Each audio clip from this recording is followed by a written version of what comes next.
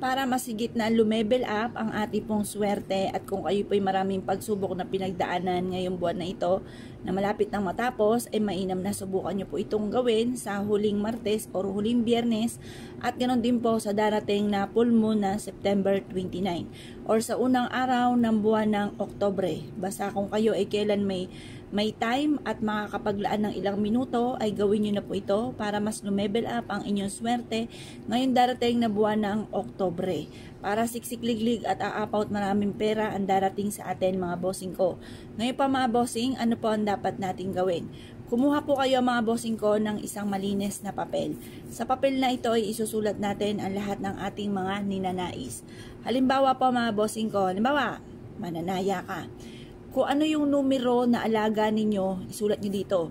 Halimbawa po mga bossing ko, dahil ang anak ko pong bunso ay magbe-birthday na, ang birthday po niya ay October 27, ay di Gis 27. Pagkatapos, siya po ay mag-i-11 na mga bossing.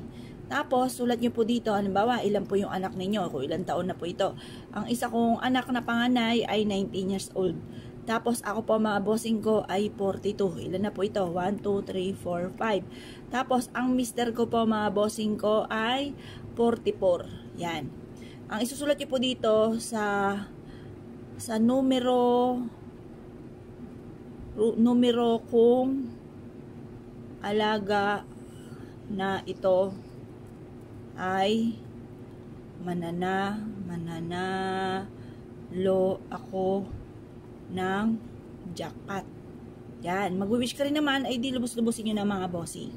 Yan. Tapos, lagyan natin ng pentacles. Yan. Para may proteksyon at magkatotoo, kung hindi tayo malasin.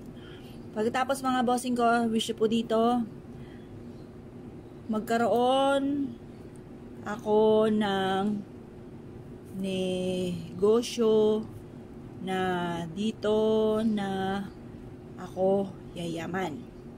Siyempre mga bossing, mag-wish ka rin naman, lubos-lubosin nyo na. At ito ay isa sa mga pinaka-the best, magkaroon ng negosyo na dito na yaman. Ibig sabihin, pang matagalan, maaaring panghabang buhay na negosyo na kayo ay magiging matagumpay. Mas maganda ito kaysa sa mananalo ng jackpot. Pero kung halimbawa kayo po ay mananalo, ay boy, swerting-swerte mga bossing. Ngayon pa mga bossing kasi, para sa akin, mas the best yung talagang dumadaan ka sa proseso, yung negosyo, kaysa sa bigla ang pera. Kasi marami na ako napakinggan ng mga ganyan. Pero nalaman ko, marunong kang humawak ng pera, mas mapagyayaman mo pa yan. Ngayon pa mga bossing, i-wish rin po dito, gawin natin siyang pentacles. Tapos, wish rin po dito, basta kung ano yung gusto po niyo. Bawa, ang aking mga anak ay makatapos ng pag-aaral at magkaroon sila ng magandang buhay, umamat maging matagumpay, ganun po. Or kaya, gumaling kami sa aming karamdaman at magkaroon kami ng mahabang buhay, ganun po mga bossing ko ang pag-wish. Pagtapos na po kayo mag-wish mga bossing ko, ang gawin nyo lamang, kumuha po kayo nito mga bossing.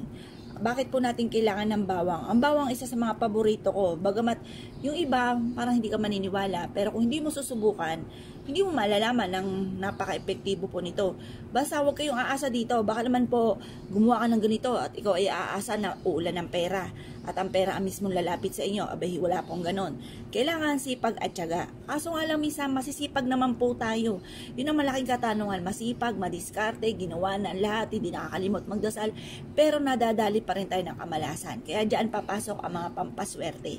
Pero kung ikaw yung batugan, huwag kang magtataka na wala kang pera. Siyempre, batugan ka, ganun talaga. Ngayon pa mga bossing, kung marami kang pangarap, marami rin ang kayod. Kung mansyon ang pangarap, mansyon din ang kayod mga bossing, huwag kakalimutan. Kasi baka naman po mga bossing ko, mansyon ang inyo pong pangarap, pero ang kayod, gapranggot, gakubo ang kayod. Kaya kailangan, depende rin po yan sa pagkayod po natin mga bossing. Pag malaki ang gusto mong bahay, malaki rin ang kayod. Ganun lang naman po yun mga bossing.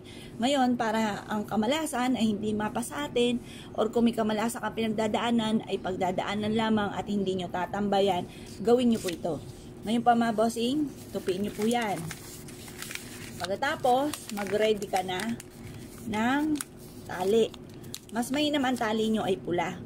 Kasi ang pula mga bossing ko, nagtataboy po yan ng malas. Nag-a-attract po ito ng swerte.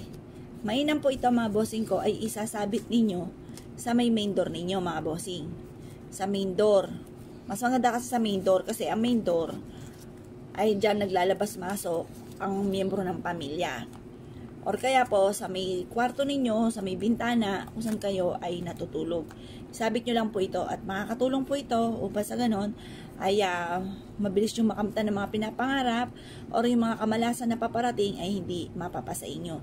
At basta lagi po tatandaan kung ano po ang laki ng mga pangarap, laki rin ng pagkayod ha. Kasi may mga tao na daing ng daing, pagod ka agad, ang laki-laki ng pangarap, mansyon ang pangarap, pero ang kayod, gakubo. Or kaya, lagi napapagod mga bossing. Meron nga akong kakilala, nagkaroon lang ng dalaw, ayaw nang pumasok mga bossing, pero napakaraming anak.